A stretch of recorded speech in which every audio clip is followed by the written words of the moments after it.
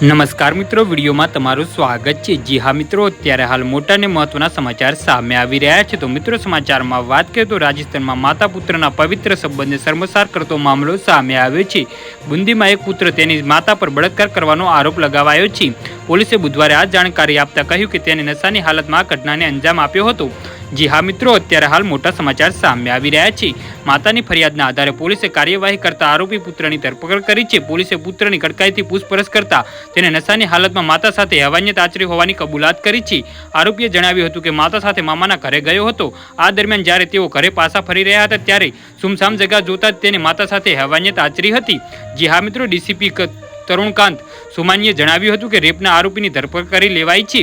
આ મામલે વધુ તપાસ ચાલુ છે। આરોપીને કોર્ટમાં રજૂ કરાયો હતો અને ત્યાંથી તેને જ્યુડિશિયલ કસ્ટડીમાં મોકલી દેવાયો છે। જી હા મિત્રો, તો આના વિશે તમારું શું કહેવું છે તો નીચે અમારી કમેન્ટ બોક્સમાં જરૂરથી જણાવજો અને અમારી યુટ્યુબ ચેનલને સબસ્ક્રાઇબ કરવાનું ભૂલતા નહીં। વિડીયો પૂરો જોવા બદલ તમારો ખૂબ ખૂબ આભાર।